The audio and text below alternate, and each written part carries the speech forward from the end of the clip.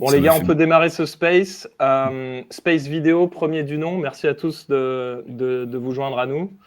Bon, on s'est dit qu'on allait un peu passer à l'étape du dessus après avoir fait des spaces sur X pendant presque 6 mois.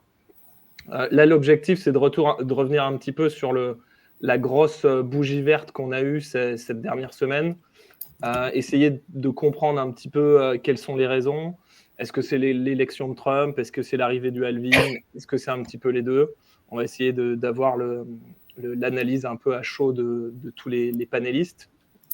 Et ensuite, on va faire rentrer notre invité, Ulrich, qui viendra nous parler de l'executive order 6102. Et il va nous parler un petit peu de son papier qu'il a écrit, Ulrich, sur X, et un petit peu des dangers qui peuvent arriver quand on va avoir une adoption, on va dire, des États de Bitcoin, et un petit peu revenir sur l'importance de la self-custody. Pardon. Du coup, j'aimerais bien qu'on commence par toi, Théo. Tu avais écrit un article sur le blog de Bull Bitcoin que je vais mettre là. Tu nous avais écrit un petit peu un article pour revenir sur les élections américaines, pour nous présenter un petit peu les propositions qu'avaient, que ce soit Trump ou Kamala Harris. Est-ce que tu penses concrètement que le pump qu'on a eu là, qui a suivi l'élection de Trump, c'est lié que à ça? C'est quoi? C'est les gens qui anticipent le fait qu'ils fassent une réserve stratégique, ou tu penses que c'est juste un mouvement de marché qui est dû au halving et à l'augmentation de la demande? Et bah, plutôt la dernière proposition. Je pense que c'était un catalyseur, l'élection, qu'effectivement, c'était aussi quelque part un marché spéculatif pour jouer les résultats de l'élection, etc. Notamment parce que même si les deux candidats ont essayé de se positionner par rapport à la communauté crypto, l'administration de Kamala Harris et de Biden sur les 4 dernières années, c'est ce que j'essaie d'expliquer dans l'article, a quand même tout fait pour essayer de détruire cet écosystème. Donc, ils n'étaient pas hyper crédibles, et n'importe qui avait envie de gamble ailleurs que sur Polymarket, sur l'élection, etc., il avait un marché qui était ouvert H24, complètement dégène pour le faire. Et donc, il y a eu beaucoup de vols pendant l'élection. Et effectivement, c'était assez corrélé avec les résultats qui tombaient et la victoire de Trump qui se dessinait petit à petit, assez tôt d'ailleurs, dans la soirée, même en France. Et donc, je pense qu'en soi, et j'avais déjà eu beaucoup de débats sur Twitter là-dessus avec beaucoup de gens, c'est pas parce que le halving, maintenant, ça représente des chiffres plus petits en Bitcoin que ça n'a aucune influence. Et à chaque fois, tous les cycles, on voit que ça prend 4 à 7 mois pour vraiment entraîner un mouvement haussier. Et la manière dont on peut le voir, c'est qu'au moment où ça se produit, en fait, le déficit de coins minés, c'est juste en fait un bloc. 10 minutes plus tard, ça fait 2 blocs. Et en fait, avant que ça puisse vraiment créer un effet important, je pense que c'est normal que ça prenne plein de temps. J'avais proposé une image un jour, je me rappelle plus trop où, par rapport en comparant ça à des failles sismiques, où tu as des toutes petites déplacements de failles pendant un moment, jusqu'à ce qu'il y ait une réaction en chaîne qui aligne toutes les chaînes de rupture, et que ça crée tout l'emballement qu'on connaît. Et là, en l'occurrence, ouais, je pense que l'élection, c'était juste le catalyseur, mais que de toute façon, on était dû pour un pump, et que si Kamala avait été élue, on aurait peut-être dump 2 semaines, tu vois, et après, il y aurait une autre raison, genre que ce soit des volumes d'ETF, que ce soit genre n'importe quelle good news, en fait, aurait pu suffire à faire en sorte qu'on pump, quoi. Oui, c'est vrai qu'en bull market, en général, n'importe quelle bonne nouvelle nous fait pumper le prix de Bitcoin, et en bear market, c'est l'inverse, ça n'a aucun impact. Tu partages cette analyse, toi, Gilou? D'ailleurs, juste un truc pour ajouter, même, tu vois, vu que de toute manière, les banques centrales sont en train d'annoncer des cuts, et que même Powell l'a récemment dit qu'ils arrêtaient de faire du forward guidance, et que, enfin, il n'y a que des trucs positifs qui viennent de ce côté-là, d'un point de vue macro, donc ça aurait pu partir de là, tu vois, par exemple. Ouais, moi, je vais faire mon trader du dimanche, on va dire, avec la TA, on va dire, du pauvre. C'est si on avait une espèce de, je sais pas comment on appelle ça, mais espèce de consolidation qui a duré 1000 ans, là, qui descendait un peu. Ouais, ça a duré 7 mois, un truc comme ça. Voilà, qui avait déjà été cassé avant l'élection de Trump, en fait. J'ai envie de dire, on était déjà sorti de ce canal-là avant les résultats de l'élection. Donc j'ai envie de dire, l'élection de Trump n'a fait que confirmer cette sortie de canal. Et en fait, ce qui est rigolo, et moi j'adore toujours analyser ça, c'est on a parlé de Bitcoin dans les médias mainstream, mais toujours en rapport à l'élection de Trump, en fait. On a toujours mis ça en face de l'élection de Trump. En fait, on n'aurait pas parlé de Bitcoin si il n'y avait pas eu Trump, en fait. Et les gens aiment bien faire enfin, les médias en tout cas, aiment bien avoir forcément voilà, un coupable. Mais effectivement, bon, il n'y a pas de coupable, hein. Le coupable, c'est les 21 millions et le fait qu'il y a peu d'offres et beaucoup de demandes, en fait, tout simplement. Donc ouais, je suis d'accord. En bull market, les bonnes news font pump, mais les mauvaises news font pump. Enfin bref, il n'y a aucune logique. C'est juste que c'est comme ça, c'est les cycles, c'est comme ça que ça fonctionne. Et voilà, on n'est pas vraiment étonné. Donc voilà, là, on a une grosse impulsion. On n'est pas à l'abri qu'il y ait une grosse correction ou que ça continue en berserk encore, on n'en sait rien. Mais après, ça ressemble beaucoup au cycle précédent et notamment à celui de 2017, je trouve. Grave. Et si je peux juste ajouter un truc d'ailleurs aussi, tu vois, même au-delà du halving, pardon, il y a eu, en fait, quand les ETF spot sont sortis, il y a eu un énorme mouvement spéculatif où tout le monde l'attendait et tout, ça avait été front-run, donc le marché était parti archi haut. Après, on a eu la consolidation dont je parlais un peu comme ça en diagonale, là, qui a duré 7 mois. Et en fait, durant cette période-là, faut pas oublier que, je sais pas si vous vous rappelez des flux d'ETF qu'il y avait, même de manière générale, en fait, de tout le stacking qui s'est passé à ce moment-là, même parce que chez les bitcoiners, il y a eu plein de motifs, entre guillemets, de réjouissance avec les promesses électorales, entre autres, mais plein d'autres facteurs. Et donc, c'est pas étonnant aussi que du coup, on soit parti violemment et tout, parce que pendant ce temps-là, il n'y a pas eu qu'un choc d'offres liées au halving, il y a aussi un choc de demande où tout le monde a stack et même les boomers maintenant qu'ils ont des enveloppes pour le faire, quoi. Et alors, vous me dites quand même que c'est lié, que l'élection de Trump n'a pas joué, mais je pense quand même qu'il y a une narrative sous-jacente qui est un petit peu que Trump va utiliser les fonds du gouvernement américain pour accumuler du Bitcoin. Donc ça, il l'a dit déjà qu'ils allaient déjà créer une réserve stratégique pour le gouvernement américain. Il y a aussi Cynthia Lummis, qui est une sénatrice républicaine, donc comme Trump, qui veut, je crois, passer une loi qui pousserait le gouvernement américain à acheter 200 000 bitcoins par an. Vous ne pensez pas qu'il y a un petit peu de ce pump qui est dû au fait que les gens anticipent les politiques de Trump et cette éventuelle loi c'est insensé que le gouvernement achète 1 million de bitcoins si jamais ça se passe. Ça va être un cataclysme. Et la deuxième partie de ma question, ce serait de se dire, est-ce qu'il n'y a pas d'autres États dans le monde qui anticipent l'adoption de Bitcoin par le gouvernement américain?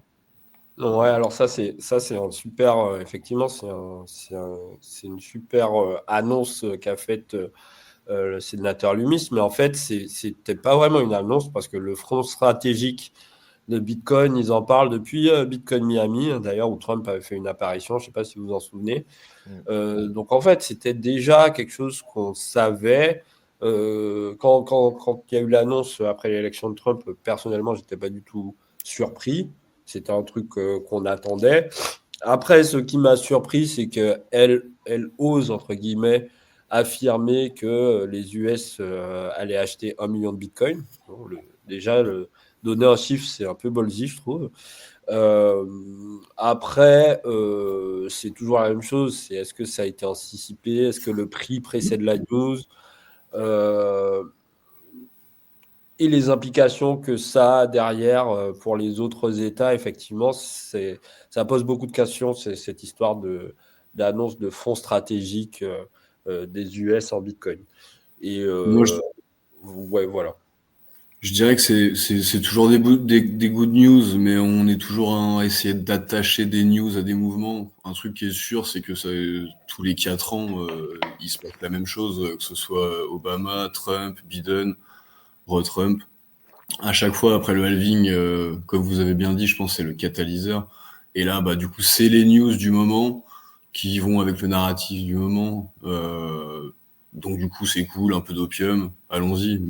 Mais de toute manière, ouais, ça fait un moment que ça consolide. Là, ça déclenche. Je pense que ça va commencer à déclencher pendant encore un moment, il y a pas mal de médias qui n'en ont toujours pas parlé, comme disait Gilles, à part en lien avec Trump. Et là, on va peut-être commencer à en parler de manière plus sérieuse. On va voir, ça pourrait être cool. J'ai quand même l'impression que ce marché a besoin de narrative quand même pour mettre la petite étincelle qui va faire, qui va allumer le feu un petit peu. J'ai l'impression qu'en 2021, le fait que voilà, les gens parlent d'adoption corporate, de micro-stratégie, de Tesla, c'était un peu, comme on dit vulgairement, l'opium du cycle dernier, l'adoption des grosses entreprises de Bitcoin dans leur fonds de réserve. Et j'ai Chose qui l'impression n'est jamais arrivée d'ailleurs. Ce qui n'est jamais arrivé, exactement. Ça Ce n'arrive qui n'est jamais pas. arrivé, mais c'est juste de la narrative, on est d'accord. Et j'ai Sauf qu'en l'impression fait, que là, si tu regardais par exemple les volumes, tu vois, genre en 2020, pendant tout le pump parabolique, c'était tous les abrutis de hedge funds qui arbitraient le premium de GBTC, qui ont acheté pour genre 40 milliards de Bitcoin en 6 mois, quoi. Et c'était sur une stratégie complètement agnostique au prix, c'est-à-dire que vu que c'est un arbitrage, ils s'en foutent, tu vois. Ils peuvent acheter quand le marché va complètement tout droit et que tu as l'impression que c'est absurde, tu es en train d'acheter le top. Eux, ils s'en foutaient pour ça, tu vois, parce qu'ils arbitraient 20% comme ça en faisant de la rédemption de Bitcoin, de GBTC shares, en apportant des Bitcoins tous les 6 mois. Et effectivement, genre, je sais pas comment dire, mais t'as des narratifs qui se créent où genre le prix monte, donc les gens se hype et racontent encore plus de merde, et donc tu as un effet d'entraînement qui, en plus avec la culture Bitcoin, est accentué. Mais fondamentalement, c'est plus la cause que l'effet. Disons qu'après, ça va donner un peu d'inertie au mouvement, mais c'est pas ça qui déclenche les pumps, tu vois. D'habitude, d'ailleurs, au dernier cycle, pour moi à peu près, là, on en est au moment où justement on avait passé l'ATH des 20 et quelques mille, etc., etc. Il n'y a personne qui parlait de Bitcoin. Tout le monde était le nez dans son masque, concentré sur le Covid, etc. Et c'est que quand il y a les Musk, les machins qui sont arrivés. Et tout le monde d'ailleurs était persuadé que c'était ce genre de truc-là qui faisait pump le prix, tu vois. Mais genre, après qu'il y a eu la faillite de Three Arrows, après qu'il y a eu la faillite de Digital Currency Group qui leur prêtait l'argent pour faire ça, après qu'il y a eu toutes les faillites qui étaient liées au complexe shitcoin au dernier cycle, là, bah, en fait, on a vu les balance sheets et ils sont partis bananas sur ce trade-là, quoi. Ok. Et est-ce que donc là, on a vu. Alors attends, je vais partager l'écran. Après, ça veut pas dire que ça joue pas, tu vois. Mon point, c'est juste de dire qu'on assigne des narratives sur le moment parce que le cerveau a horreur du vide et que du coup, on prend une news là et on l'associe au prix qu'on voit bouger là. Mais quand tu fais des autopsies de ces trucs-là et que tu fais des post-mortem, tu te rends compte qu'en général, non, il y avait Bien des sûr, news, non, mais c'est pas celle-là qui faisait pumper, quoi. c'est un cercle vertueux. C'est le prix pump, donc les gens trouvent des narratives. Vu qu'il y a une narrative, ça fait encore un peu plus pumper le prix parce que les gens y croient. Mais c'est quand même intéressant à analyser. Qu'est-ce qu'on a eu aussi le prix du Bitcoin a dépassé la market cap de l'argent. Est-ce que vous pensez que c'est faisable qu'on détrône la market cap de l'or? Ça me paraît quand même un peu ambitieux, mais il y a quand même des gens sur Twitter qui commencent à parler de ça. Est-ce que vous pensez qu'on peut considérer que c'est une possibilité ce cycle, ou faudra vraiment attendre le prochain halving? Ce cycle, c'est ambitieux, je trouve. Au bout d'un moment, oui, hein, c'est sûr. Mais après, sur ce cycle, ça me paraît un peu ambitieux. Quelques semaines avant, 2 semaines avant, je crois, Bitcoin avait dépassé Meta. Et il y a 3 jours, il a dépassé Saudi Aramco aussi. Donc Attends, voilà. Il a gagné en gros 4 places en une semaine en Bitcoin. Donc ouais, après, je sais pas si ça veut dire quelque chose, tout ça. Parce qu'on est en train de comparer des trucs qui sont pas vraiment comparables, à part peut-être un peu avec l'or. Et encore, je trouve que c'est limite comparable avec l'or. Donc oui, c'est symbolique. On va sûrement arriver à dépasser l'or un jour, mais sur ce cycle, ça me paraît un peu ambitieux quand même. Voilà. Ouais, pas sur ce cycle. Pour revenir sur l'argent, c'est pas important parce que l'argent c'est un shitcoin et qu'aujourd'hui il est quand même beaucoup utilisé pour de la bijouterie, des usages industriels, des trucs comme ça. Mais mine de rien, symboliquement c'est assez important parce que ça a été la monnaie un peu partout dans le monde soit dans des systèmes bimétalliques, soit dans des purs systèmes argent pendant des milliers d'années. Et donc symboliquement, tu vois, même le mot en français, on parle d'argent et tout. Je trouve ces gauleries quand même quand des no-coiners et des politiciens seront dans leur mode be serious guys, enfin tu pourras leur dire mais mec, littéralement genre ce que tu appelles monnaie dans ton vernaculaire, genre c'est plus petit que Bitcoin, donc réveille-toi. Mais non, blague à part, par contre je suis d'accord avec Gilles, l'or ça me paraît un petit peu tôt quand même à ce cycle-là. Après, il y a une question qui est intéressante, c'est est-ce qu'on commence à démonétiser l'or à un moment? Parce que l'argent, ça se démonétise depuis très longtemps, parce que c'est quand même un bon shitcoin.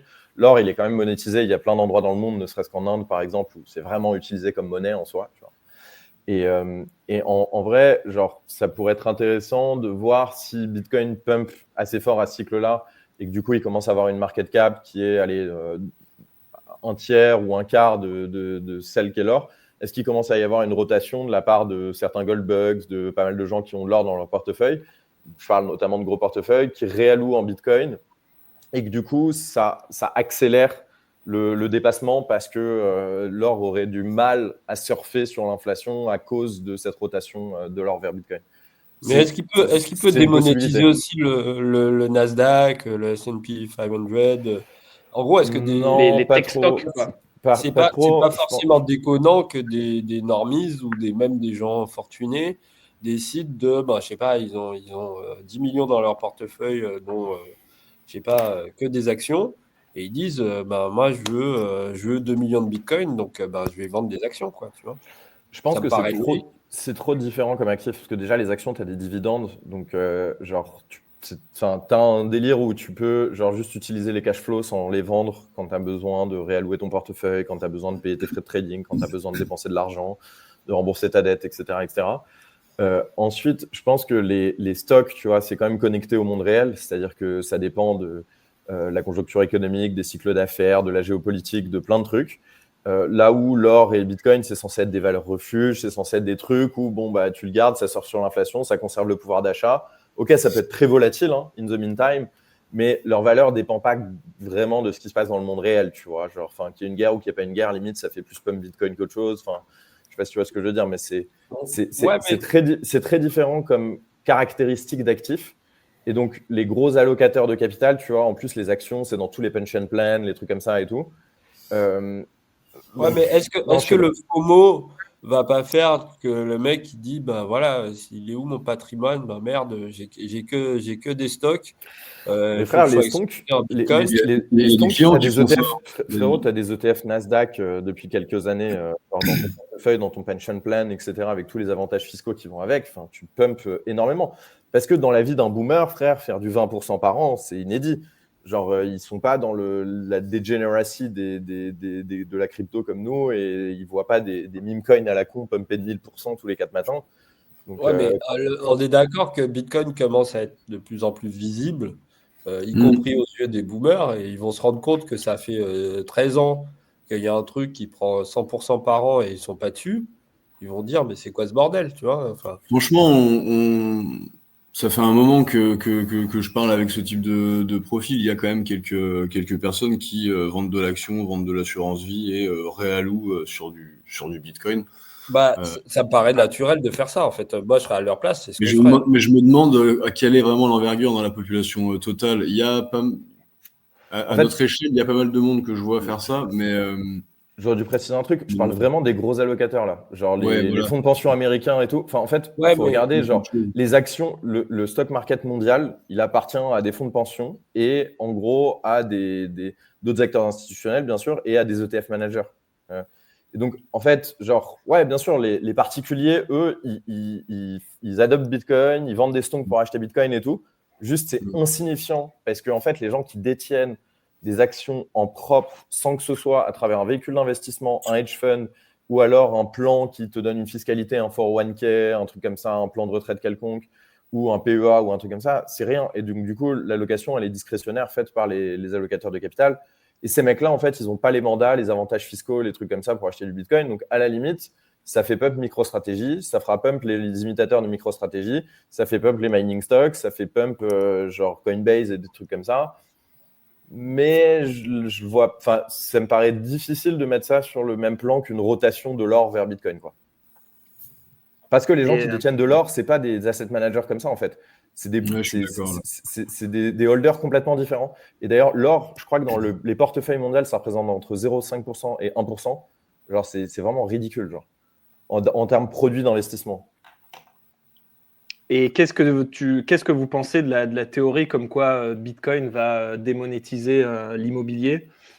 Ça paraît quand même un petit peu périlleux dans le sens où la plupart des gens, ils achètent des maisons ou des appartements à crédit et je ne pense pas que leur banque leur donnerait des lignes de crédit pour acheter du Bitcoin. Et deuxièmement, parce que deuxièmement, parce qu'il faut qu'ils y habitent. Et troisièmement, parce que ça génère du yield. Qu'est-ce que vous en pensez, ça? C'est bullshit ou c'est quelque chose qui peut arriver? Moi, je pense qu'à la marge, ça peut arriver. Mais le phénomène qui risque d'être plus probable, surtout, c'est que les jeunes qui ont du Bitcoin, etc., en fait, ils veuillent pas l'utiliser pour acheter un bien immobilier. Donc, soit ils ont des énormes salaires et tout, et ils surfent sur le système en achetant un appart avec full crédit, très peu d'apport, et comme ça, ils n'ont pas de coût d'opportunité en Bitcoin, et ils ride l'inflation en remboursant leurs prêts. Soit, sinon, ils vont décider d'être locataires juste pour pouvoir garder leur stack et pas faire un apport de, je sais pas, 100 000 ou 200 000 balles pour s'acheter un appart. Parce que s'ils ont fait un ou deux cycles, ils vont pricer ces trucs. Enfin, moi, je sais que j'ai fait ça au dernier cycle pour de très mauvaises raisons. Je déconseillerais à tout le monde de faire ça. Ouais, mais malgré tout, je pense que pas mal de gens, même si c'est pas forcément le plus rentable, vont le faire parce qu'il y a toujours un truc avec l'immobilier qui est au-delà des fois de la logique. Ouais, pour le coup, moi j'ai acheté mon appart au moment d'FTX, juste à peu près. J'ai fait un apport de 6 BTC et je suis en train de le vendre aujourd'hui pour essayer de récupérer à peu près 1,3 BTC, si on en reste à peu près là. Donc, en fait, sur le moment, tu te dis, ouais, mais de toute façon, il faut bien que je vive quelque part, comme ça je paye pas de loyer, je rembourse un truc, etc. etc.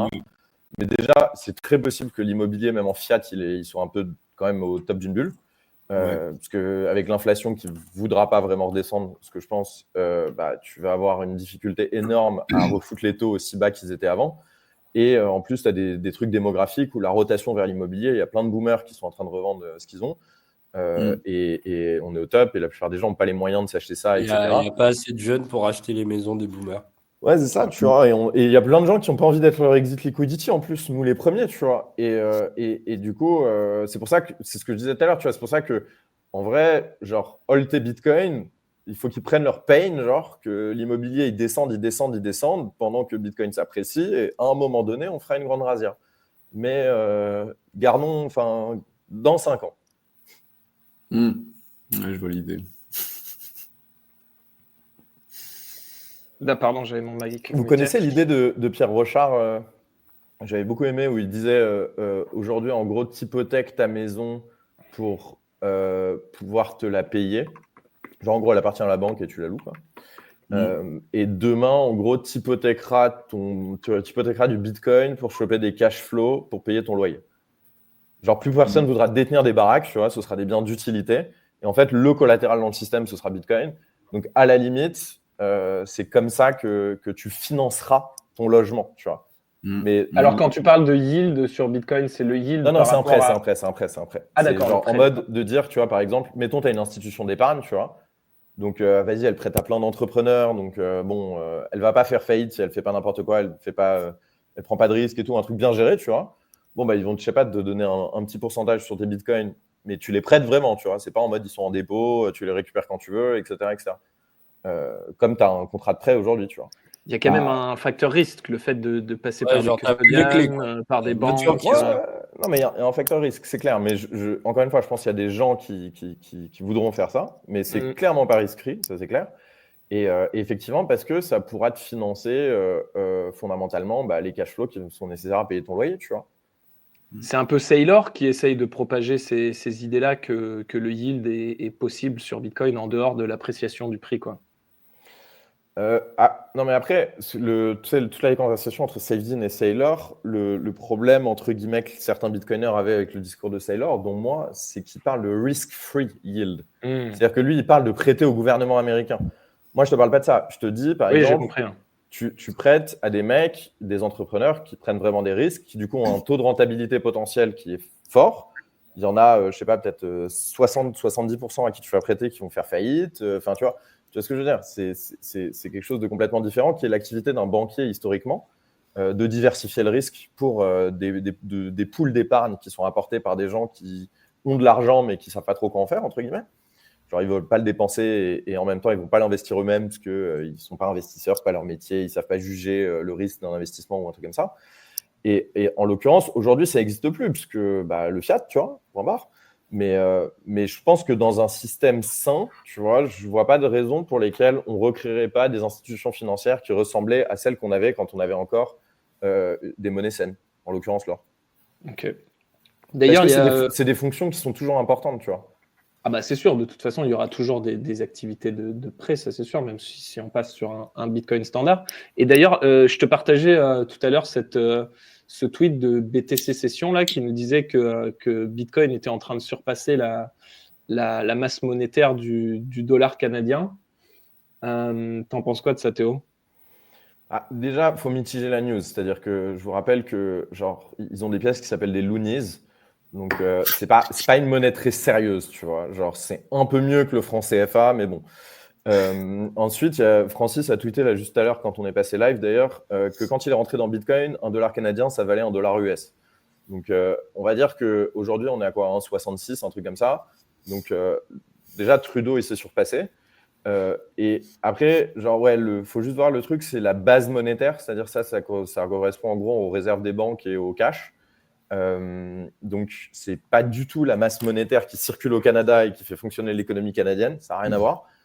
Disons, c'est celle qui fait fonctionner le marché de la drogue, des sans-papiers et des gens qui font des petits boulots, tu vois.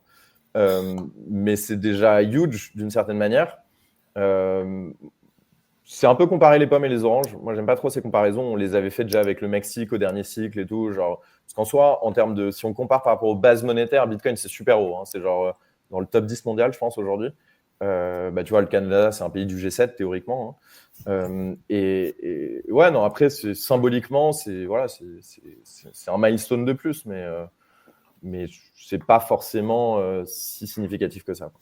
Après, c'est marrant, on compare souvent Bitcoin, la consommation énergétique équivalente à celle d'un pays comme la Norvège, et du coup, là, c'est équivalent en termes de masse monétaire par rapport au cash. Bon, au moins, finalement, on consomme pas du tout. Très bonne remarque. Très bonne remarque, ça. On l'a jamais vu dans les médias. C'est équivalent en masse monétaire au Canada. Je crois qu'on le voit un jour. Ouais, c'est vrai. C'est marrant comme parallèle.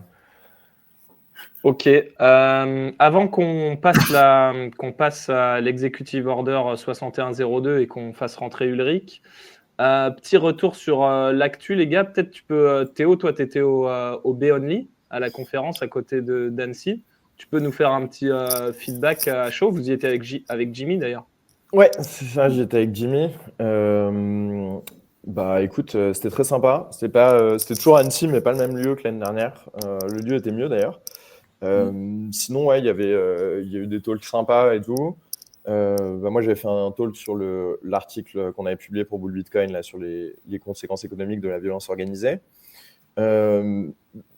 Toujours le même cœur de maxi avec en plus pas mal de gens qui sont greffés au fur et à mesure. Est-ce qu'il y avait des nouvelles têtes? Est-ce qu'il y avait des newcoiners, quoi? Est-ce qu'il y avait non, il y avait le bull market arrivé, quoi. Tu vois ce que je veux dire? Des tout noobs, il n'y en avait pas, je crois, enfin, ou pas trop. Mais tu vois, par exemple, tu as des Nathalie Janson, des Damien Tellier, qui sont plus de l'économie. Tu avais un influenceur, youtubeur, je ne sais pas très bien, qui a une chaîne avec sa meuf qui s'appelle Libre et Riche, qui était là aussi, qui est un mec qui parle d'économie depuis longtemps, si j'ai bien compris et tout, tu vois, mais qui a l'air d'être bitcoiner depuis, on va dire, le cycle dernier, où donc ça commence à être assez curieux, à vouloir aller à des conférences, etc. Mais sinon, non, c'était beaucoup de visages familiers. Après, du coup, ça a donné une super ambiance aussi, parce que c'était très cool. Et puis, il y avait des discussions intéressantes. Et voilà, et contrairement à l'année dernière, il n'a pas plu, donc c'était cool. Ouais, il a même fait beau, on a pu manger en terrasse, c'était assez incroyable. Ouais, je me souviens, la météo l'année dernière était assez déprimante. Mais bon, Et c'est marrant, il y a un petit peu une nouvelle vague quand même. Il y a les habituels et puis il y a une nouvelle vague qui arrive. Et un petit point que j'ai remarqué au début, presque un peu inquiet, je sais pas s'il faut le dire, mais il y avait même pas de clé sur les portes et je crois pas qu'il y ait eu de copain, tu nous diras dans le chat. Je crois pas qu'il y ait eu de vol ou quoi. On voit qu'il y a les gens qui viennent à ce genre d'événement sont là pour un truc, on partage quelque chose et on se fait confiance et c'est on peut Annecy, hein, c'est pas Grenoble. Hein. Et c'est Annecy. C'était effectivement. Gilou, t'arrêtes avec tes réflexions racistes, s'il te plaît. C'est les Alpes-Maritimes de droite et pas de gauche. Non, mais c'est marrant parce qu'à chaque fois, moi je le vois au meet-up de Poitiers, à chaque fois qu'on rentre en bull market, en fait, t'as des nouvelles têtes qui arrivent ou des gens qui ont toujours un peu été là, mais qui s'excitent un petit peu que quand le prix augmente, quoi. De quoi? Va au soft bar dans 4 mois. Hein. Ah ouais, bah oui. Ah ouais, non, mais Armageddon. Le soft bar printemps, je dirais même pas, les neiges auront à peine fondu l'année prochaine. Je me souviens, j'ai fait des meet-up là-bas en bull market. C'est simple, tu vois la rue. La rue Saint-Sauveur, là, ouais. C'est une toute. Pour décrire hein, pour les gens qui nous écoutent. Sur 50 mètres, elle était blindée en fait de monde. Pour contextualiser, le soft bar, c'est l'un des premiers bars à Paris qui a accepté. C'est le premier bar. C'est le premier bar. Et historiquement, c'est là un petit peu où il y a le meet-up un peu mainstream. Qui n'est pas forcément Bitcoin. C'est le meet-up Bitcoin en fait, hein, mais c'est devenu rapidement le meet-up crypto, on va dire, hein, qui est un peu plus. Et même moi, tu vois, en 2017, quand je suis rentré dans Bitcoin, le premier réflexe que j'ai eu, c'est d'aller au meet-up là-bas en plein bull market, et effectivement, il y avait énormément de gens. Et autre question, c'est moi qui tiens le compte Bull Bitcoin France. Il y a pas mal de gens qui me demandent quand est-ce qu'on va lancer Bull Bitcoin en France. Ça arrive, et même en Europe, hein. Ça arrive très prochainement. Est-ce que Gilou, tu peux nous donner un petit update là-dessus? Ouais, alors j'ai vu dans les coms, il y avait Artificiel, là, qui travaille d'ailleurs avec nous sur la grande artisan de Bull Bitcoin, l'un des premiers développeurs de Bull Bitcoin. Franchement, on n'est pas loin là. On est vraiment sur les dernières retouches, on va dire, globalement. On est en train de tester. C'est déjà quasiment 100% fonctionnel. Donc, je pense que c'est une histoire de jours, là. Je pense aux environs début décembre, peut-être même fin novembre. Mais globalement, c'est vraiment très proche. Donc, on y est presque aujourd'hui. Voilà. Je sais Super. pas en tout cas, moi, j'ai eu l'opportunité de faire mon premier achat de Bitcoin sur la plateforme. C'est top. L'UX est vraiment cool. Donc, il me tarde qu'on puisse commencer à proposer ça aux gens. Ouais, on y est presque. Et puis, ce serait con de dépasser les 100 gars et qu'on ne soit pas sorti. Là, je pense que c'est chaud, quoi. Ah, en vrai, si on revient sur les price tags comme des connards, moi, je sais pas, on en parlait il y a un an, tu vois, même sur Twitter, de manière générale, les gens en parlaient. Mais c'est hyper probable qu'on fasse un pullback assez vénère juste avant 100K, genre à 95 ou un truc comme ça. Justement, parce qu'il y a 1000 mecs qui ont cette price target affichée dans leur tête. Donc, ils vont jouer au jeu débile de je récupère de la liquidité haut tant qu'il en reste avant toi, tu vois. Ouais, enfin, et puis je vois bien un cycle où, tu vois, on approche 100K, genre les mecs, ils TP à 95, machin et tout, bam sabre laser de site vénère qui redescend. Tous les boomers, les mecs comme ça, ils se sentent trop vifs, etc., etc. Et bim, la vraie ascension parabolique, on repart et je sais pas, on part beaucoup plus haut. Bah, et après, ça va tu parles de laser, les Laserize, hein. Les Laserize. Oui, c'est ça. C'était Laserize until 100K, tu vois. Ouais. Donc, moi, je les ai gardés. Il y en a plein qui les ont virés. Hein. Je vais pas dire. Ouais. Je les toujours aussi. Pour ma défense, moi, c'est Twitter Jail qui fait que. Pareil. J'ai même plus le même compte et tout. Et je me suis fait bannir 4 fois entre temps. Donc, tu vois. Mais c'est vrai que, tu vois, c'est assez intéressant. On n'a pas eu de correction entre 50K et 92. On est vraiment parti en en flèche droite, quoi. Donc, non, entre 72 et 92. En soi, justement, ce que disait Gilles tout à l'heure, on est monté à 73 à la base et on a fait que corriger entre 73 et 50. Ok, oui, d'accord. Mais t'as tout un morceau entre 72 et 92 où on a zéro corrigé. C'est ça. Ouais, c'est ça. Et tu vois, quand tu vois le nombre de retail qui est en train de rentrer, là, l'application Coinbase est l'une des applications les plus téléchargées aux États-Unis. Tu sens quand même que c'est un peu en train de chauffer. Mais bon, on peut tout aussi monter à 120 avant de corriger. Donc c'est quand même ne shortez pas, on sait pas ce qui va se passer. De toute manière, tu shortes pas Bitcoin pendant un bull market, c'est suicidaire. C'est clair. Après le halving. Ouais. Mais par contre, c'est vrai qu'il y a plein de. Tu parlais de Coinbase, il y a plein on va dire de signes de surchauffe. Même quand on voit la typologie de clients qui rentrent chez nous, etc. Maintenant, je pense vraiment pas que le bull market soit fini du tout.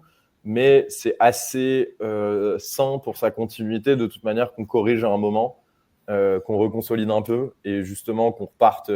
C'est comme ça que tu construis des bull markets. Justement, Gilles, il faut les longues, il faut rect quelques longues et puis il faut repartir. C'est toujours comme ça que ça marche. Là, en termes de leverage, ça va. Il n'y a pas non plus, c'est pas excessif, tu vois. Tu regardes le funding rate, les trucs comme ça. J'ai regardé un peu les données avant qu'on passe live. Là, c'est pas excessif, tu vois.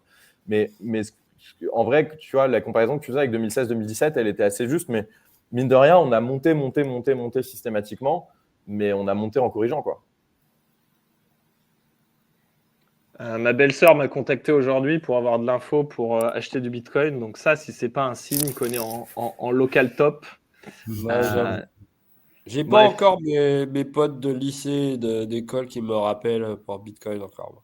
Mais je sens que ça va arriver bientôt. Le top signal parfait, il y en a deux. C'est les mecs que tu croises au hasard dans un bar qui te montrent, qui sont bourrés et qui te montrent leur portfolio et ils ont fait 400% sur des shitcoins genre Solana ou Cardano. Et le deuxième, c'est le. Ouais, c'est ça. eToro, ouais. Et le deuxième, c'est le conducteur de Uber ou le taxi qui commence à te dire qu'il fait du day trading et qui va peut-être arrêter d'être taxi. Là, il faut vendre et short. Fort. Ouais, il faut short fort à ce moment-là. Ok, on va passer à notre sujet du suivant. Salut Ulrich, tu vas bien?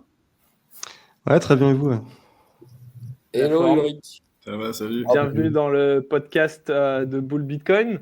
Est-ce que tu peux peut-être te présenter brièvement pour ceux qui te suivent pas encore sur X et peut-être nous expliquer un petit peu pourquoi tu as écrit cet article et nous faire un petit résumé, peut-être pour que les gens comprennent, ceux qui n'ont pas forcément la référence historique par rapport à l'executive order 6102. Ouais, du coup, moi je m'appelle Ulrich. Alors pour me présenter très brièvement, Bitcoiner, tout simplement, je vais te dire ça. Après, professionnellement, moi je suis directeur de musée, donc plutôt une formation d'historien à la base. Et puis du coup, voilà, je m'intéresse beaucoup au sujet économique. Donc ceux qui me suivent sur Twitter, ils savent que je poste pas mal sur ces sujets-là, histoire, économie, tout n'importe quoi en fait, tout ce qui me passe par la tête, c'est ce qui me botte.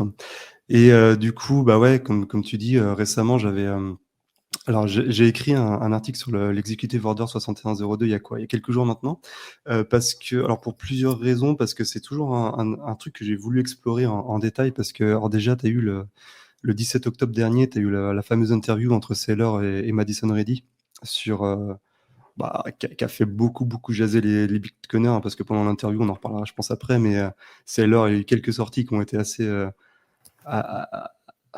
qui étaient totalement à la rue en fait, tout simplement, et du coup il a parlé entre autres de l'executive order 6102 pendant l'interview en disant justement que c'était un décret qui avait été passé tranquillement au calme en 1933 et que les Américains ont tout simplement ont consenti à redonner leur or au gouvernement, qui n'y a pas eu de... C'était quasiment un non-événement quoi, quand il en parle dans l'interview, c'est assez sidérant. Donc du coup, j'ai voulu tout simplement me plonger un peu dans le sujet, et en plus, ça m'a fait faire appeler 2 articles. Je pense que les gens peuvent retrouver ça assez rapidement. Tu en as un qui avait été écrit en janvier dernier par Balaji sur l'approbation des ETF, en disant que justement les ETF c'était une sorte de 6102 déguisé, que ça allait faire le même coup au retail sur les marchés. et que les gens devaient se préparer à ça.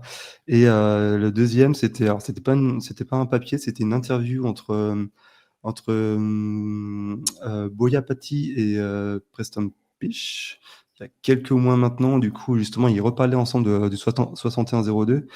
Et il faudrait que je vous ressorte l'interview parce qu'en fait, elle est assez géniale parce que en très très peu de mots, Boya Patti, il a tout simplement dit que de toute façon, un 6102 aujourd'hui, c'était impossible parce que d'un point de vue juridictionnel, constitutionnel, le cadre n'était pas rempli en fait pour Bitcoin. Donc du coup, là, j'ai essayé de reprendre un peu ces deux idées pour faire l'article. Et bah, de toute façon, pour ceux qui connaissent pas le 6102, pour reprendre un peu l'histoire du décret, c'est un décret qui a été passé par l'administration Roosevelt en 1933, donc le 5 avril 1933 pour être précis. Et c'est un décret qui est très très particulier dans le sens où le but, c'était tout simplement de saisir l'or des Américains en forçant un rachat de l'or, en suivant la parité qui était en cours à l'époque. Donc la parité, on était à 20,67 $ l'once d'or. Donc en fait, tout simplement, c'était échanger 20,67 $ contre une once d'or des Américains. Et bah voilà, les Américains n'avaient pas le choix, ils devaient vendre en fait, ils devaient consentir au rachat qui était proposé par le gouvernement américain. Et ensuite, d'ailleurs, les Américains, ils ont eu une interdiction de posséder de l'or suite à ce décret qui a été étendu, d'ailleurs, qui est resté en vigueur jusqu'en 1974. Donc ce qui est plutôt pas mal.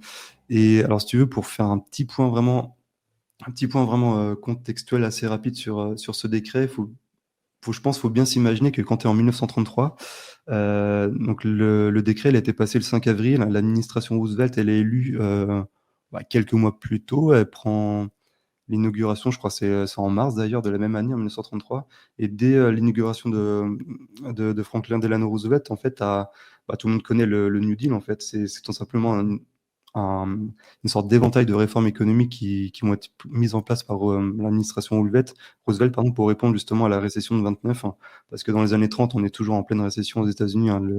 Le climat économique il est vraiment dans les pâquerettes. Tu as toujours la relance qui est tentée par la Fed, par l'administration. C'est vraiment un peu la merde. Donc, ils essaient justement de remettre un coup.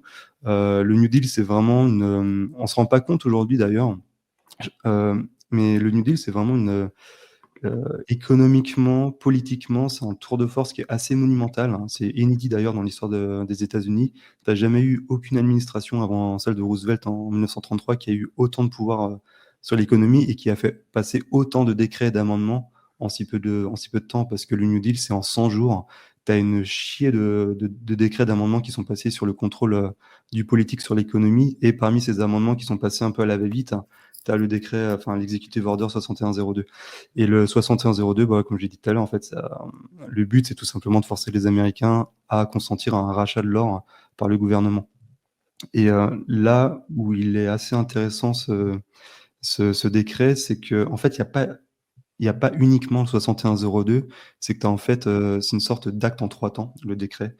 Tu as d'abord le décret confiscatoire en 1933 qui est passé, et 1 an plus tard, une fois que le rachat a été fait, tu vas avoir encore un second acte qui va venir dévaluer justement l'or et qui va venir en fait rajouter une sorte de couche supplémentaire sur les pauvres Américains qui venaient de se faire saisir l'or en 1933.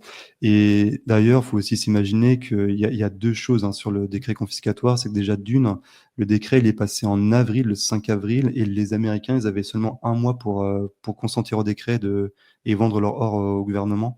Donc, ce qui a laissé très très peu de temps. Il faut savoir que les Américains qui avaient leur or à la banque, eux, ils se sont fait directement saisir le truc. Il y a eu un rachat qui a été fait automatiquement, pas le choix. Par contre, pour les Américains qui possédaient leur or en propre, au final, ce qui est assez intéressant, c'est ceux qui faisaient la self-custody de leur or, ils ont quand même assez peu consenti au truc. C'est-à-dire qu'il y a entre 20 et 25% des Américains qui ont accepté de vendre leur or au gouvernement. Et ça correspondait, je crois, j'ai dû le mettre dans l'article, à 90 ou 95 tonnes en fait, d'or, ce qui est pas énorme. Donc après le décret, en 1934, tu as un acte qui est passé, c'est le Gold Reserve Act, qui revoit en fait le ratio d'échange entre le dollar et l'or. Donc le ratio, il passe de 20,67 $ à 35 $ l'once, ce qui fait en fait grimper de manière assez monumentale le prix de l'once, mais en final, c'est une dévaluation du dollar qui est déguisée, qui se met en place. Tu as le dollar qui est dévalué d'à peu près 70-75% par rapport à son équivalent or. Et tous ceux voilà, qui avaient consenti au rachat de 1933 se retrouvent, entre guillemets, baisés une nouvelle fois. Et ce qui est assez intéressant, c'est qu'il faut s'imaginer que ce décret, en 1933, les gens en parlent beaucoup. Hein. Si tu mets ça au prorata, et d'ailleurs Balaji en parle très bien dans son article, hein. Si tu mets ça au prorata des news de l'histoire américaine, on en parle autant que l'atterrissage sur la Lune en 69. Donc faut s'imaginer voilà, que les Américains, ils ont quand même, ils sont quand même Oui. assez énervés par ce truc-là, quoi.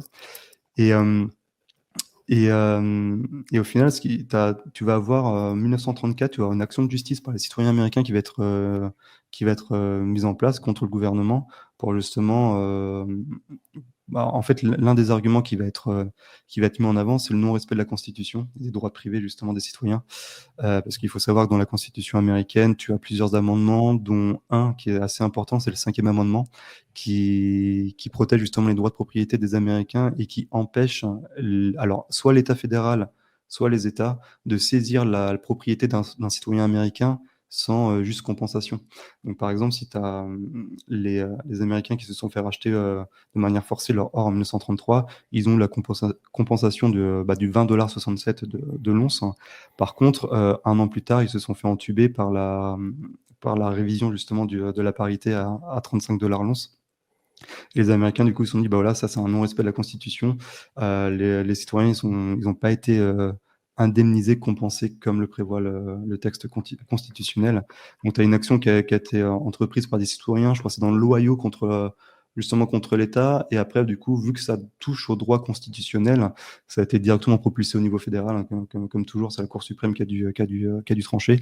Et là, ce qui est assez intéressant, c'est que début 1935, tu as la Cour suprême américaine qui va tout simplement trancher en faveur du gouvernement en disant que les clauses contractuelles n'ont pas à être respectées par le gouvernement concernant l'or, tout simplement parce que l'or, en fait, a cours légal aux États-Unis. Il est considéré comme une monnaie, donc le gouvernement n'a pas à respecter la clause contractuelle comme si c'était un bien quelconque. Et ça, c'est super intéressant parce qu'au final, tu as deux choses en fait qui découlent de ça. Ta première chose, c'est que ça renforce la mainmise du gouvernement américain sur la question monétaire, chose qui était pas le cas avant. Et du coup, ça, comment dire, ça permet en fait au gouvernement américain de outrepasser la Constitution tant que le bien en question, donc la monnaie marchandise, a cours légal. Et ça, c'est super important parce que quand on se pose la question d'un 6102 qui est potentiellement possible aujourd'hui avec Bitcoin, bah, tu as ça justement qui rentre dans la balance, quoi. Après, donc ça, c'est un peu pour le contexte historique du 6102. Après, il y a une partie de l'article que j'ai écrit où justement on se pose la question si c'est possible avec Bitcoin ou pas. Donc, je sais pas si vous voulez vous en parler ou si vous voulez me laisser continuer ou pas là-dessus. Vas-y, bah, tu peux finir Moi, je suis sur le lancé, hein, contexte. Tu peux finir sur le ouais. contexte historique et ensuite, Ouais, bah, tu de toute peux façon, terminer là-dessus et on pourra en débattre. Ouais. ouais, bien sûr. Bah, de toute façon, pour terminer sur le contexte historique, c'est ça, en fait. C'est un acte en 3 temps, 1933, 1934 et 35. Donc, en 33, tu as la saisie forcée, donc le rachat forcé du gouvernement auprès des Américains. Un an plus tard, une fois le rachat terminé, d'évaluation de la monnaie, pouf, l'once d'or qui est propulsé de 20,67 $ à 35 $. Les citoyens américains, ils sont pas contents, ils intentent une action en justice contre le gouvernement et ils sont totalement déboutés par la Cour suprême qui confirme en fait la mainmise du gouvernement américain sur la question monétaire et la capacité du gouvernement à revoir les clauses contractuelles d'une monnaie marchandise si celle-ci a cours légal. Voilà, c'est un peu comme ça que le machin s'est déroulé en fait dans le temps. Et alors, attends, Et- juste, je te coupe avant ouais. qu'on passe à Bitcoin. Quels sont les arguments concrètement qui ont été avancés par l'État américain pour faire C'est cette la guerre. saisie? La guerre. Non, parce que tout simplement, si tu veux, si tu veux, quand tu es dans les années 30 et quand tu souhaites faire de la relance budgétaire, mais que tu es limité par ta monnaie marchandise qui est l'or, c'est-à-dire que tu peux pas imprimer plus de monnaie papier que tu as d'or en réserve, bah, du coup, ton étalon or, enfin ton étalon de change or à l'époque, c'est une sorte de boulet au pied qui est monumental Ah ouais, pour ça l'administration marchait Roosevelt. pas parce qu'il fallait faire la guerre, en fait, tout simplement. Il fallait Ouais, alors masser. même pas la guerre, c'est tout simplement faire de la relance keynésienne, quoi. Il fallait imprimer, il fallait injecter la monnaie dans l'économie, il fallait sauver les business, etc., quoi. Il fallait imprimer, mais le problème, c'est que si tu imprimes trop de monnaie, bah, tu casses la parité qui est en cours, quoi. Si tu as plus de monnaie en circulation que tu as de réserves d'or, bah là, c'est un problème. Donc, la solution du gouvernement américain, c'était simple, en fait, c'était déjà remplir au maximum les réserves d'or pour la Fed Donc déjà, c'était aller chercher de l'or là où il était le plus facile à trouver. En 1933, quand tu as Roosevelt qui arrive au pouvoir, ils vont pas réouvrir des mines en Californie, ils vont pas aller réouvrir des mines en Afrique du Sud, en Australie. Hein. L'or le plus simple à aller chercher et trouver à cette époque-là, c'est chez les citoyens américains, tout simplement. Hein. Donc du coup, ils vont aller chercher le maximum d'or possible à l'endroit le plus facile à trouver, chez les citoyens, pour justement augmenter les réserves de la Fed, pour qu'on puisse, elle puisse mettre en circulation plus de monnaie, justement. Et une fois que c'est fait, un an plus tard, ils vont se dire, tiens, c'est bon, on a fait le stock, boum, on va dévaluer la monnaie, 75%, comme ça on va pouvoir injecter à fond dans l'économie, quoi. Mais si je te posais cette question-là, c'était plus pour comprendre. Donc du coup, il n'y a pas eu de stratégie marketing, de se dire, on va dire que l'or finance, je sais pas, le terrorisme. Ou... Ils ont vraiment été assez clairs sur les raisons pour lesquelles ils demandaient ça, quoi.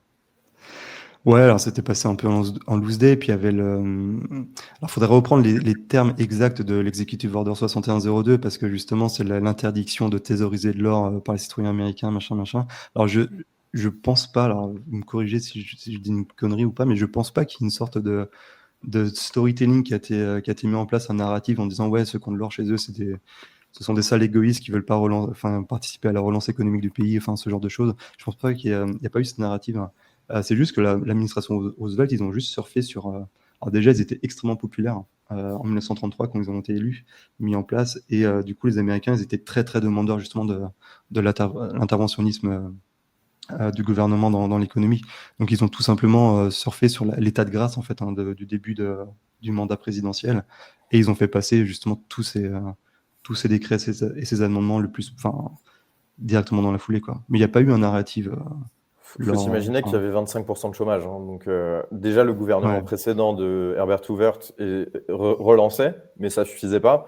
Et comme l'a mentionné Ulrich au début, ils sont passés au New Deal et à des mesures aussi drastiques parce qu'il y avait une sorte de désespoir social qui faisait qu'il y a plein de gens qui étaient demandeurs d'une solution, quoi. Moi, ce que j'ai trouvé intéressant dans le contexte historique, c'est le fait que la population n'a pas été très docile sur cet order. Et si on compare avec aujourd'hui des situations par exemple le Covid, en fait, on a à contrario une population qui est plutôt très docile. Je me demande si, je veux dire, dans le 6102, il arriverait aujourd'hui, comment la population... je veux dire, obéirait. Est-ce qu'on serait en mode Covid et on irait tous prendre nos 3 doses ou est-ce qu'on se rebellerait un peu jusqu'à... Je pense qu'on serait dans les mêmes taux. C'était quoi à l'époque? Il y a 21... Je crois qu'au final, il n'y a pas tant de gens que ça qui ont rapporté. Hein. Ouais, voilà, c'est ça. Personne n'a obéi. 20-25%, ouais. Ouais, 20 et 25, donc tu vois, ça serait pareil aujourd'hui. Tu prends le taux de vote chez LFI et ils vont ramener, et puis pas les autres. Ouais, mais en fait, le truc aussi qu'il faut mentionner, c'est que il y a les gens qui gardaient de l'or chez eux, de toute façon, c'était des crypto parano, comme dirait Saylor, et que la plupart des gens, ils avaient leur or dans les banques. Donc en fait, on leur a pas demandé leur avis, comme l'a mentionné Ulrich tout à l'heure.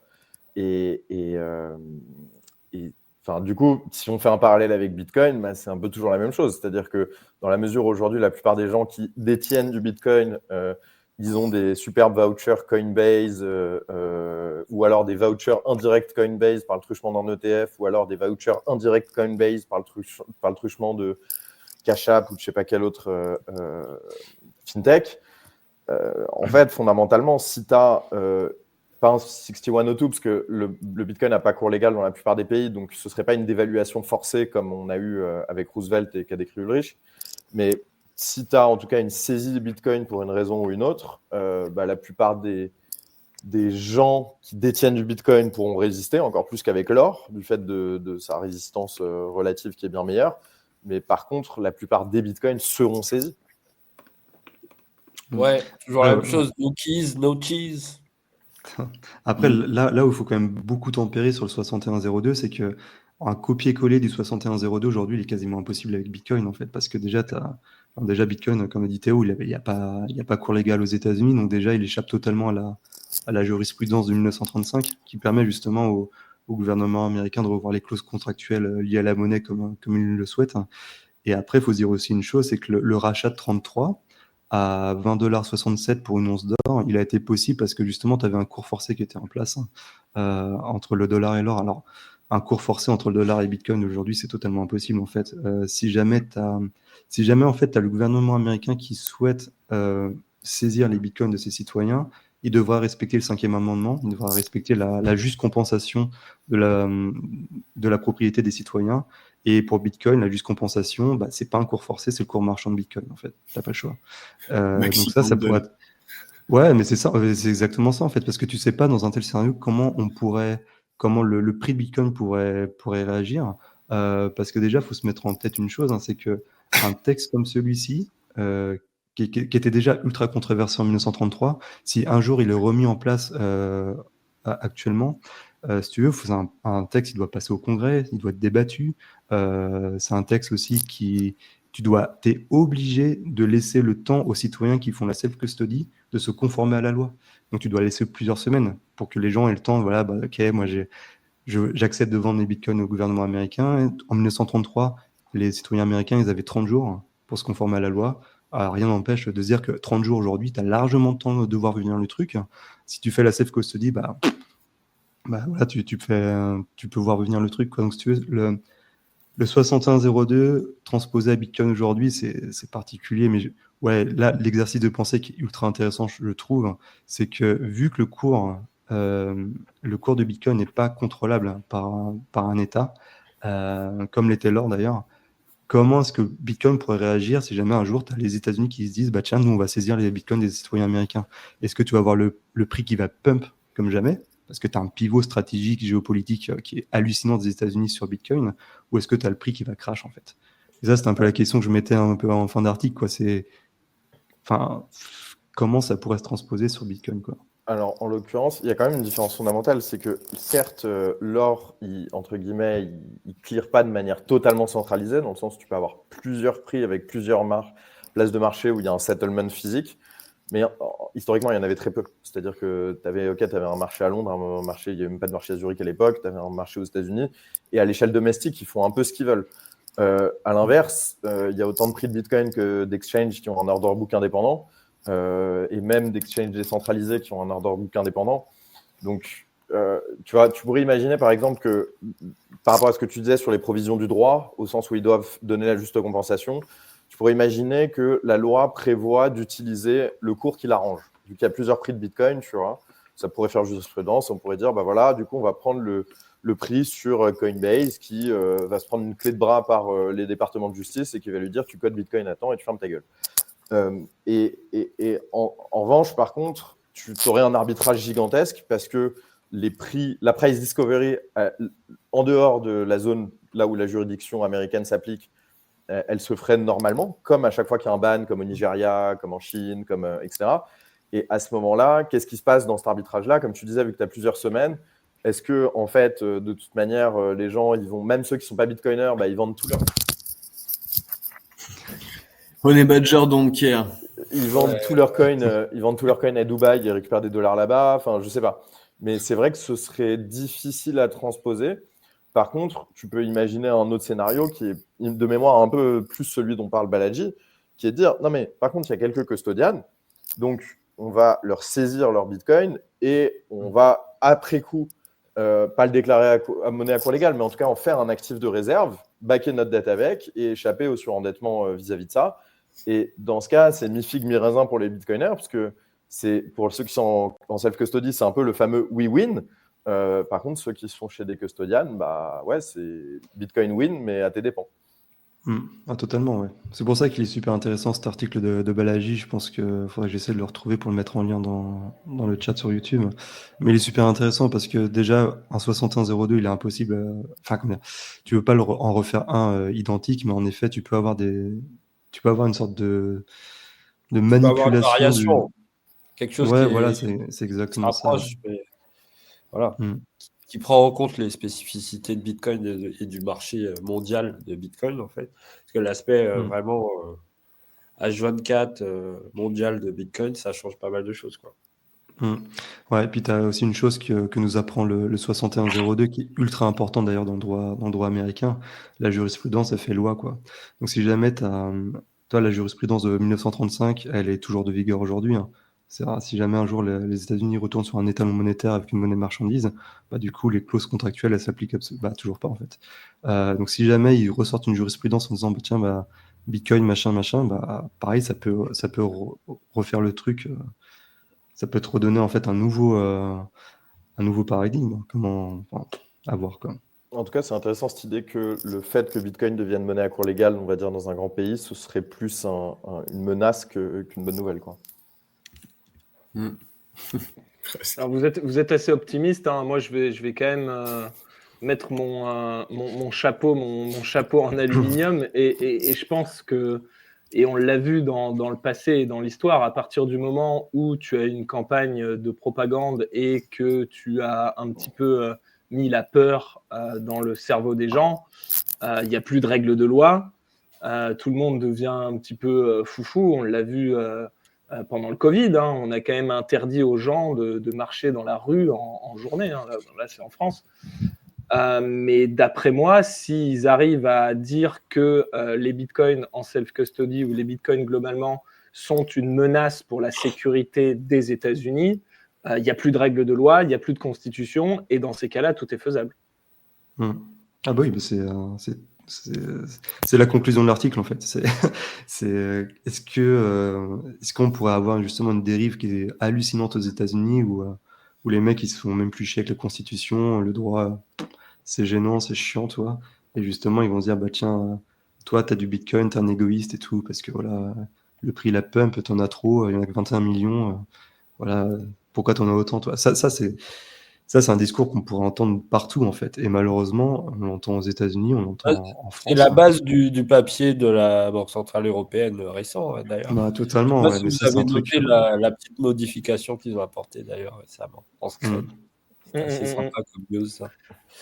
Et les gars, si on fait l'exercice de penser un petit peu, qu'est-ce qui pourrait motiver l'État américain à faire un 6102 pardon, sur les custodians Bitcoin et comment est-ce que, si ça arrivait, ça arriverait pour quelles raisons, premièrement, et de deux, comment ils arriveraient à le vendre à l'opinion publique? Vous n'avez pas une petite idée si on essaye de se mettre dans leur peau, là? Ce serait comme d'hab pour imprimer plus.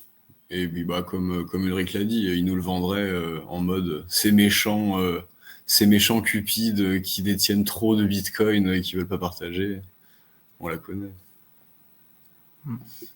Ouais, c'est toujours Ouais, pareil, c'est une forme d'urgence, quoi.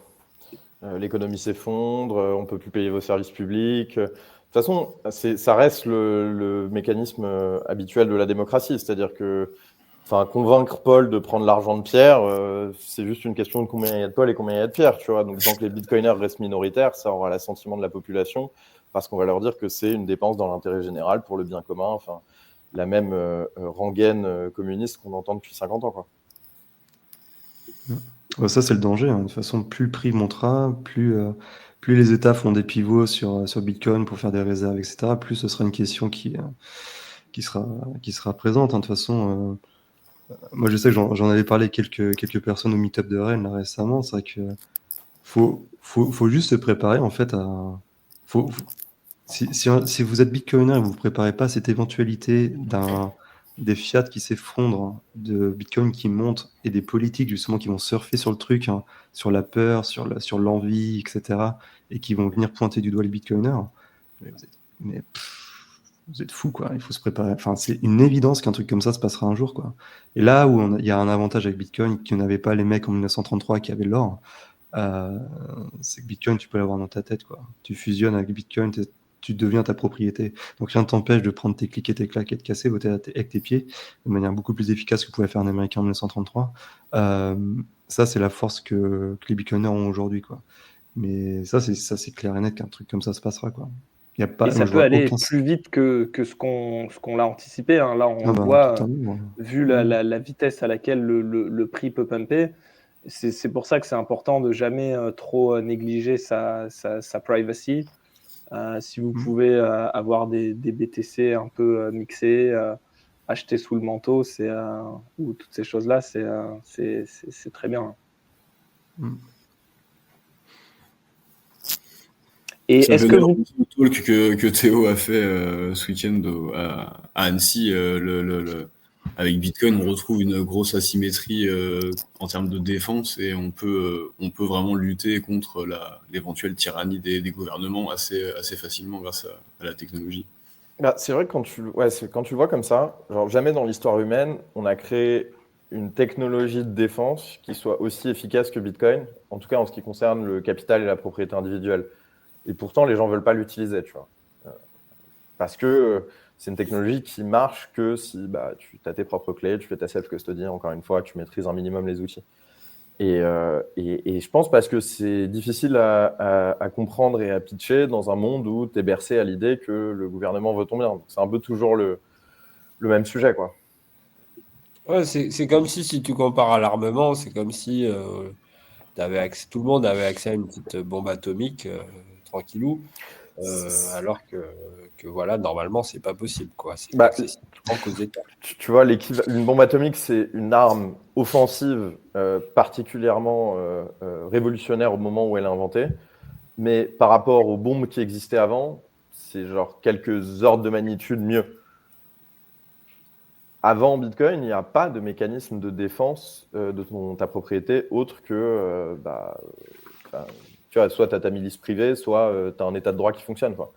Donc, tu n'as rien qui peut être utilisé individuellement, tu n'as aucune arme qui te permette de te défendre individuellement. C'est toujours, j'achète des mercenaires ou alors je dépends d'une institution sociale et d'une structure collective, etc.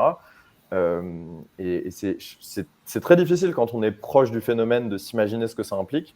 Mais ça implique beaucoup de choses, notamment pour les États qui vivent de la taxation. Ouais, c'est pour ça que je disais tout à l'heure que quand tu as du Bitcoin, tu fusionnes avec ta propriété, quoi. Et ça, c'est quasiment inédit dans l'histoire de l'homme, que tu peux pas, t'as aucun autre exemple dans l'histoire où tu es c'est que tu as certains bitcoiners américains qui parlent de ça, c'est you are your Bitcoin. Donc tu es tes bitcoins, mais c'est exactement ça en fait.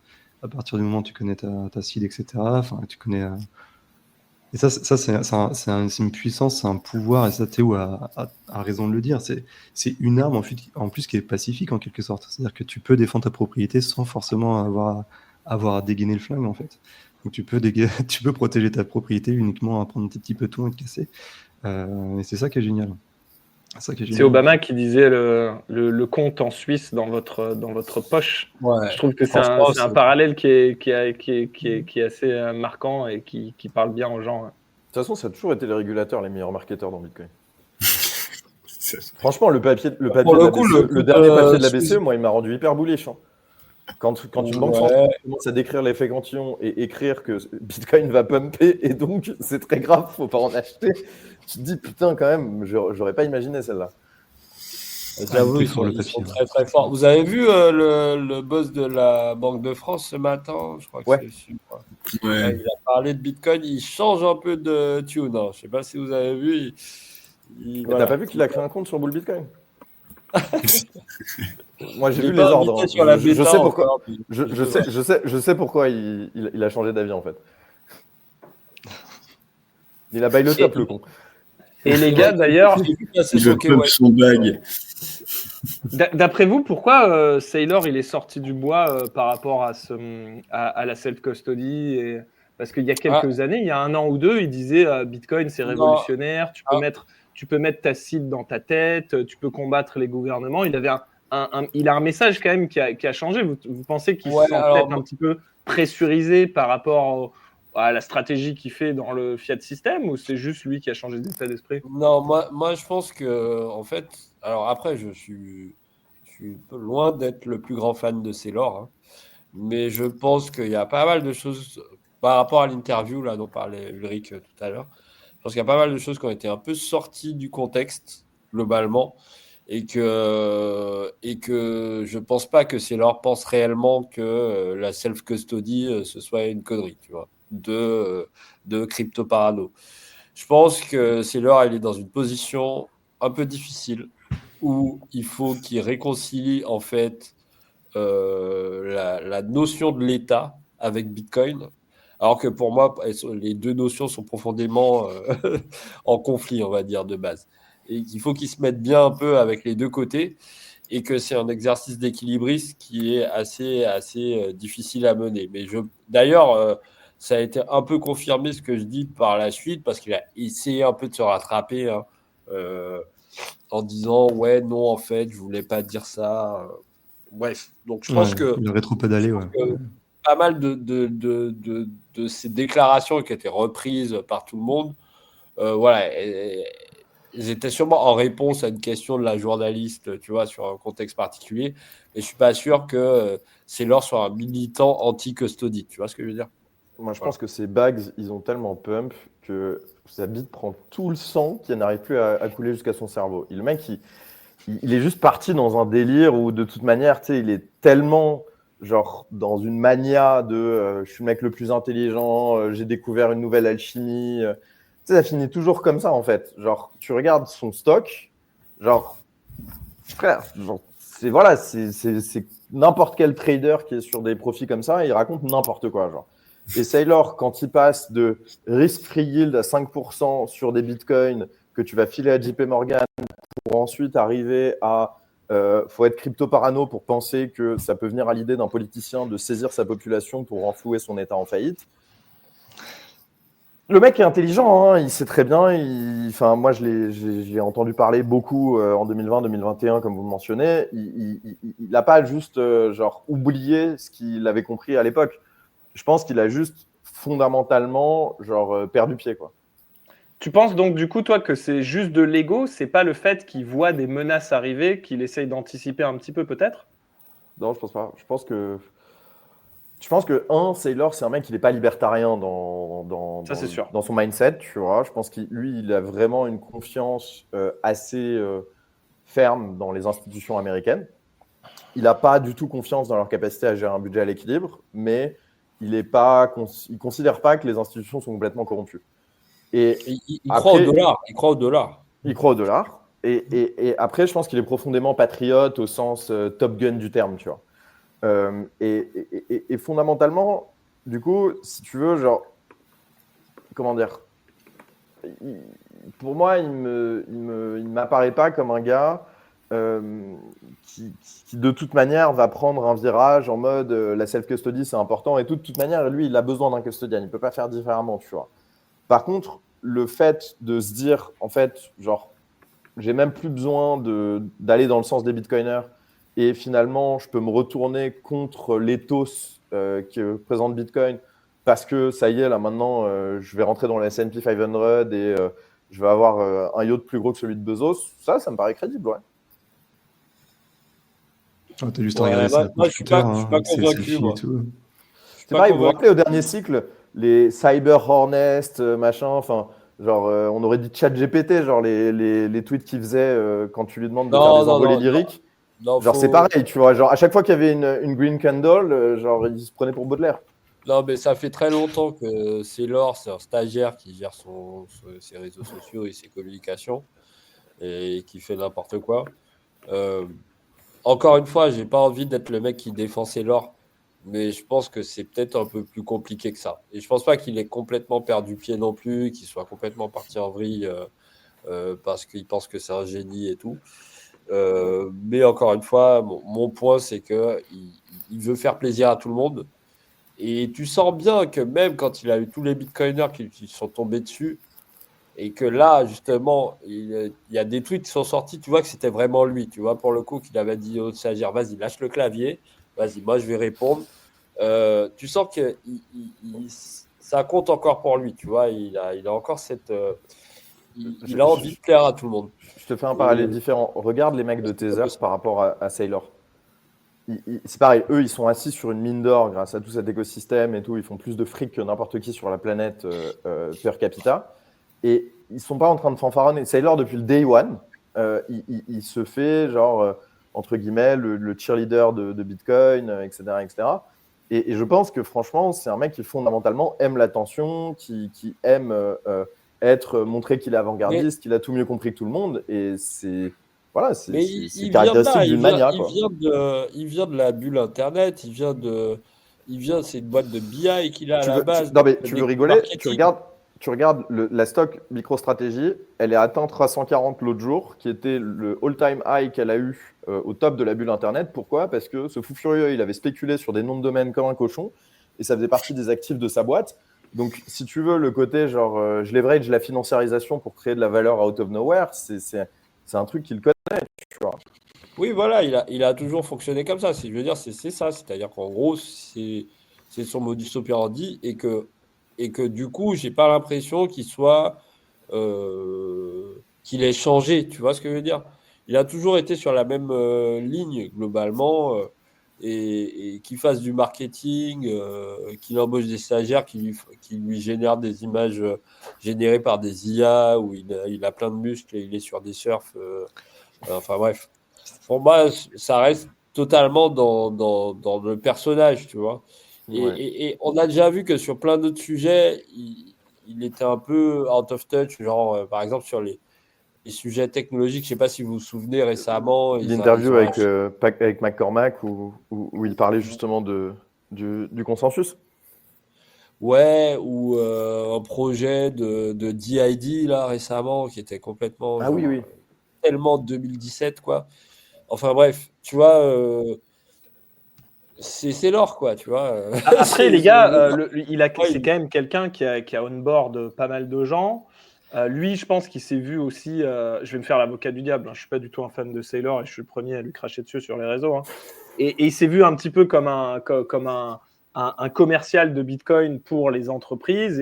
Et donc, du coup, il s'est un peu retrouvé comme le porte-étendard des Bitcoiners dans les milieux un peu legacy. corporate. Et je pense qu'il a quand même amené des gens à Bitcoin. Hein. Parce il parle bien, il parle bien, il a le verbe haut, il a quand même une capacité à expliquer des concepts qui est assez forte. Et quand il parle de Bitcoin, tu sens que ça fuse et ça parle aux gens, tu vois. Bah justement, au cycle, enfin pas le cycle précédent, on va dire ce cycle, on va dire pendant le bear market, il organisait des séminaires pour expliquer aux boîtes le playbook MicroStrategy, tu vois. Bitcoin for Corporation. Voilà, exactement. Est-ce que ça a vraiment pris ce truc? Bon, j'ai pas vraiment l'impression, quoi, tu vois. Honnêtement, Donc, Saylor, il a ramené des gens dans Bitcoin, mais il a créé la pire sous-culture qui existe dans la culture Bitcoin. Et les gens qu'il a ramenés aujourd'hui, ils sont tous 3x long MicroStrategy ou alors ils ont toutes leurs coins sur un exchange, etc. Encore une fois, c'est toujours la même chose. Soit tu te dis, genre, ouais, c'est comme prendre le dernier iPhone, et donc dans ce cas, ouais, il faut des gourous et des influenceurs pour créer des bitcoiners, ou sinon tu te dis, bah non, c'est un mouvement individuel quoi qu'il arrive, donc le but c'est de slay your heroes, et donc Saylor ne fera pas exception à la règle, il ne fera pas exception à la règle comme c'était le cas de Roger Ver, de plein d'autres mecs. oui, au bout d'un moment, son truc plus gros que le truc, tu vois. Et honnêtement, aujourd'hui, j'en suis au stade où j'ai qu'une envie, c'est qu'il se fasse rect. Donc, après, je ne suis pas d'accord sur la pire sous-culture. Il y a quand même pire comme sous-culture de Bitcoin. C'est vraiment le NGU, le number goes up. Les Saylor fanboy, c'est un truc quand même. Hein. Est-ce que c'est pire que les Hexicans ou la XRP Army? Ah, mais pour moi, ça, c'est pas une sous-culture. Ça, c'est une sous-culture crypto. Là, je parle de sous-culture Bitcoin, tu vois. Je veux dire, il faut moi, je préfère les flippers d'originals. De Bitcoin. La crypto, c'est l'enfant handicapé de Bitcoin. Hein. Je suis désolé. Donc, genre, Gilles, tu préfères Hoodie ou Saylor? Alors, ça dépend pourquoi. Globalement, c'est dur. J'avoue, tu m'as posé une colle. J'avoue, tu m'as posé une colle.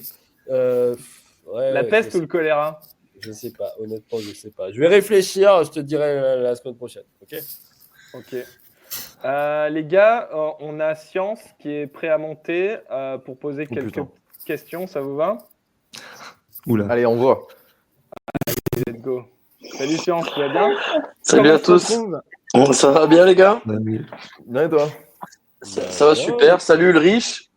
Merci pour le super article que tu as fait sur le 6102. Ah bah de rien. De rien.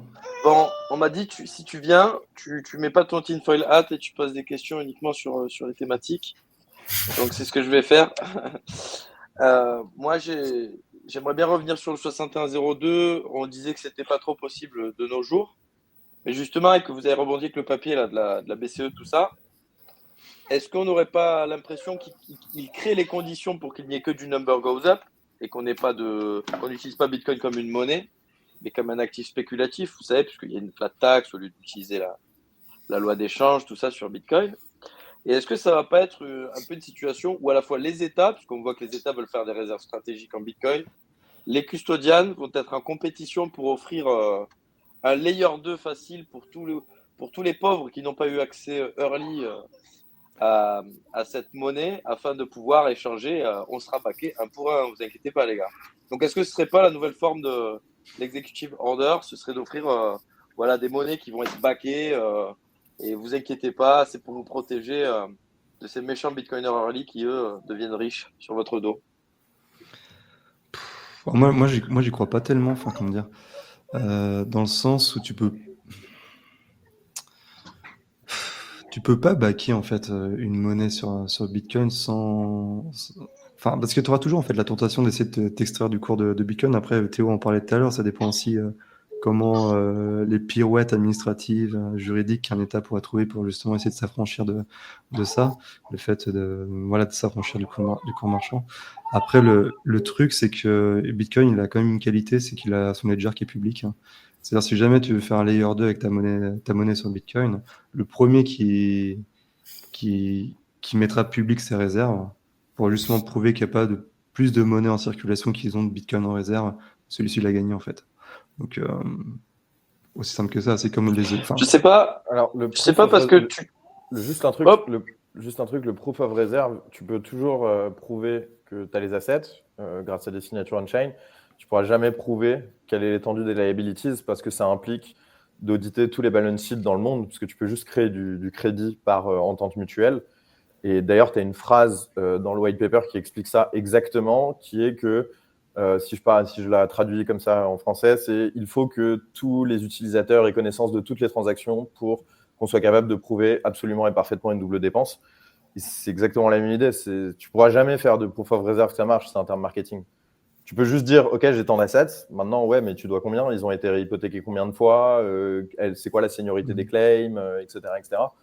Donc, c'est juste pour donner un point de précision, parce que je pense qu'il ne faut pas trop endormir la vigilance des gens avec ce genre de termes que proof of reserve, etc. Ça ne remplacera jamais la self-custody. Mais encore une fois, c'était. Alors je me suis peut-être mal exprimé, tu vois, parce que quand il y avait des monnaies backées par l'or, ça voulait pas dire que, enfin, c'était un pour un. Tu vois, ils avaient une certaine souplesse et ce qui leur permettait de pouvoir, ben voilà, en fonction des situations, pouvoir s'adapter un petit peu. Ils ont toujours un peu joué sur la parité qui t'a dilué. Le sujet, c'était que tu vois bien que là, c'est la course, quoi. Tu as MSTR qui le fait, tu as les ETF, tu as les custodians, Coinbase et compagnie, tu as les États qui veulent faire des proof of reserve. On voit bien que là, il y a une course à l'armement, on va dire des entités extra individuelles. Et ouais, moi avec le papier, Moi, je pense qu'il faut relativiser. Il faut relativiser un peu cette course à l'armement, hein, parce que pour l'instant, c'est beaucoup d'annonces. Bon, on n'y est pas encore, hein, vraiment. On y sera peut-être un jour. Et moi, j'ai toujours pensé, alors avec un raisonnement un peu basique, que la transition vers un vrai Bitcoin standard irait par là, en fait, par la recréation d'un gold standard, mais voilà, des monnaies fiduciaires, mais avec backé par du Bitcoin, en fait. Parce que je pense que c'est là où le bon sens va nous amener si Bitcoin commence à prendre beaucoup de valeur, en fait. Alors après, c'est comment on peut y arriver techniquement. Est-ce que ce sera... Alors, je suis d'accord avec Théo qu'on ne pourra jamais vraiment faire de vrai proof of reserve, mais Bitcoin a quand même on va dire, des possibilités d'audit très supérieures à l'or qui permettront de faire des choses peut-être un peu plus, on va dire, un peu plus fair, même si elles ne sont pas forcément très précises. Et je pense que la transition vers un vrai Bitcoin standard qu'on ne verra peut-être pas de notre vivant, elle ira par là, elle ira par des monnaies fiat backées par de l'or dans les prochaines années. Alors après, sous quelle forme, combien de temps ça prendra, ça j'en sais rien, mais ça me paraîtrait normal qu'on arrive à... Et est-ce que, si on fait ça, est-ce que ça va amener des dérives? J'allais dire, c'est Thomas Sowell qui disait, oui, si vous supprimez la Fed, vous le remplacez par quoi? Et Thomas Sowell disait, si vous avez le cancer, vous le remplacez par quoi? Tu vois ce que je veux dire? Donc là, j'ai envie de dire, est-ce que ce système-là, backé par du Bitcoin, sera pire que les banques centrales? J'ai envie de dire, pas forcément, tu vois. En J'ai vrai, envie de justement, croire. tu vois, il y a un truc intéressant parce que c'est un débat de très longue date au sein des économistes libéraux au sens large, mais surtout au sein des économistes autrichiens, des libéraux classiques, des monétaristes, etc. Tu as des gens qui sont, en gros, qui tiennent la position qui est que n'importe quelle forme de réserve fractionnaire ne devrait pas exister parce que c'est une violation des droits de propriété, du droit contractuel, c'est un mensonge. Et donc, c'est immoral. On ne peut pas tolérer ça. Et tu as beaucoup d'autres gens, dont je fais partie, qui considèrent qu'en fait, c'est inévitable que les gens fassent du crédit. Parce que ça correspond juste, en fait, à faire une promesse que quelqu'un d'autre va accepter. À la fin des fins, c'est ça, tu vois. Quand FTX fait ce qu'ils ont fait, quand tous les exchanges qui ont fait faillite aujourd'hui, en fait, ils ont fait du crédit sur Bitcoin. Et tu auras toujours du Bitcoin paper d'une manière ou d'une autre parce qu'il y aura toujours de la réputation à mettre en jeu pour dire accepte ma forme de crédit plutôt que de détenir tes clés toi-même, tu vois. Et du coup, la seule question que tu poses très bien, c'est est-ce que c'est problématique? Et en fait, tu as ce débat-là qui est, à mon sens, pas mal. Enfin, l'histoire est intéressante à cet égard-là, qui est qu'à l'époque du gold standard, comme le disait Science, tu vois, c'était pas vraiment 1 pour 1. C'était exactement ça. C'est-à-dire que les banques gardaient de l'or, émettaient des billets, souvent des billets privés d'ailleurs. Dans les États américains, il y avait des billets différents, de banques différentes, etc. Donc c'était $1, mais il y avait une contrepartie dessus. On me disait c'est la banque de tel État qui s'appelle un tel qui a émis ce billet. Et en fait, ce qui est passé périodiquement, c'est que tu avais des bulles, tu avais toujours le cycle d'affaires, donc tu avais une exubérance, on créait plein de crédits, c'était YOLO, et puis un jour, les gens commencent à perdre un peu confiance dans la banque, et puis ils récupèrent leur or, et donc ça fait un bank run. Et dans ce cas, en fait, tu purges les excès, et tu as des petits business cycles qui sont assez sains et qui purgent les mésallocations de capital. Le capital est réalloué, et tu n'as pas d'aléa moral, tu n'as pas de too big to fail, tu n'as pas de déflation par la dette gigantesque comme celle de 29 dont parlait Ulrich, qui était essentiellement liée à des manipulations de prix, de taux d'intérêt, de choses comme ça, au fait que les États n'ont pas voulu repasser aux parités d'avant-guerre après la Première Guerre mondiale. Et à l'inverse, du coup, si tu te projettes et que tu prends ces exemples historiques, dont parlent très bien des mecs comme Lawrence White ou Selgin, etc., fondamentalement, des Bitcoin banks avec, on va dire, un gradient de différentes solutions. Tu vois, tu peux avoir des trucs qui sont full on-chain avec beaucoup de garanties cryptographiques sur les réserves, des mécanismes de rédemption qui sont le moins trust, qui demandent le moins de confiance possible. Et de l'autre côté, je sais pas, genre un custodian pur qui a beaucoup de réputation, qui est régulé, qui est, je sais pas, dont du coup le crédit a une certaine valeur.